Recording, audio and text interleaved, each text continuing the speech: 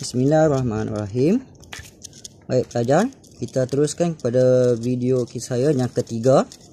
Video ini akan membincangkan kepada kamu tentang dua organel yang saya akan ajar dia secara bersama-sama. Yang pertama iaitu mitokondria, yang kedua adalah kloroplas.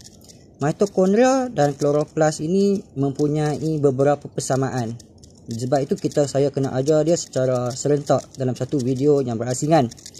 Mitokondria dan kloroplas ini adalah double membranous organelle. Bila kamu lukis struktur mitokondria, kamu mesti ada perkataan outer membrane, mesti ada perkataan inner membrane. Begitu juga dekat kloroplas, mesti ada outer membrane dan juga inner membrane. Kedua-dua organel ini hanya ada dalam eukaryotic cell. Ya, dia hanya ada dalam eukaryotic cell. Pada prokaryotic cell, function kedua-dua organel ini diambil alih oleh folded part of the plasma membrane yang kita namakan sebagai mesosom. Baik, pada struktur mitokondria dan kloroplas, mereka mempunyai circular DNA. They have their own circular DNA.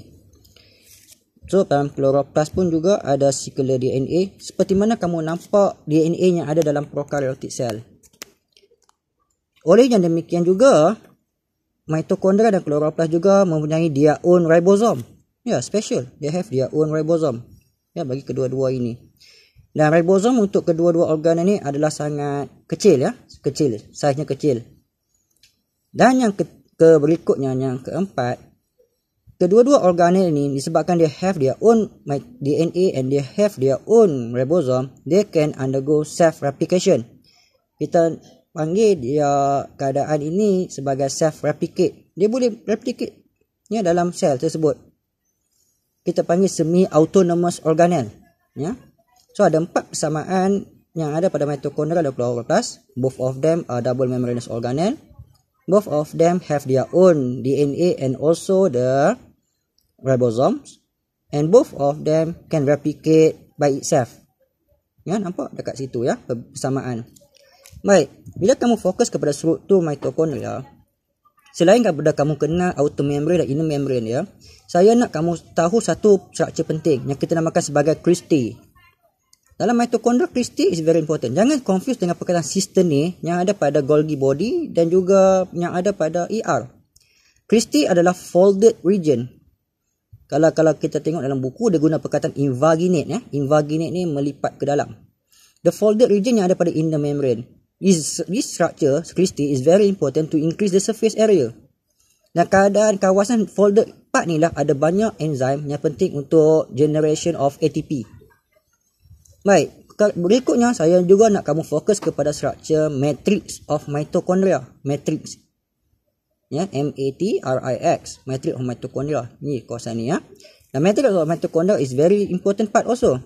They are very important for the process of Krebs cycle to be happen. Dan Krebs cycle akan dipelajari pada yang lebih details dalam proses dan dalam chapter yang kita panggil sebagai cellular respiration. Baik, untuk struktur kloroplas, saya nak kamu fokus kepada beberapa bahagian. Kalau tadi kita kenal tentang cristae, untuk kloroplas saya nak kamu kenal tentang struktur thylakoid. Thylakoid juga adalah kantung SAC, sac, yang disusun secara kita macam pinggan yang susun tinggi ya, stack off. Dan apabila kita panggil collection of the thylakoid ini, kita panggil sebagai granum. So, tolong bezakan macam mana cara nak label thylakoid dan cara kamu nak label granum. So, thylakoid ini, dalam struktur thylakoid ini ada banyak pigment fotosintesis. Photosynthetic pigment yang kita panggil chlorophyll A, chlorophyll B, chlorophyll C, carotenoid. Dan thylakoid ini menjalankan satu function penting yang kita namakan sebagai light independent reaction. Selain daripada thylakoid, saya juga nak kamu kenal tentang stroma. Stroma juga adalah satu struktur penting yang kita kena kenal dalam kloroplas because stroma is a part where does light independent reaction occur. So this is where light independent reaction occur. This is where light independent reaction occur. Ini light dependent, ini light independent. Faham ya? Dependent, light independent. Yang ini captured light, yang ini penghasilan sugar. Baik. Untuk mitokondria dan kloroplas, kita kenal structure dah. Macam mana pula function dia? Mitochondria is very important as a site of aerobic respiration. Saya gemar kamu mention perkataan aerobic sebab proses yang berlaku dekat mitochondria ini adalah proses di mana melibatkan penggunaan oksigen dan dia akan menghasilkan karbon dioksida. What is the function of chloroplast? Chloroplast pula is very important as a site of photosynthesis. So photosynthesis ada dua stage. Yang pertama light dependent yang berlaku dekat thylakoid dan light independent yang berlaku dekat stroma. So ingat perkataan site tu penting untuk dinyatakan dalam jawapan kamu ya, SITE, site of aerobic respiration.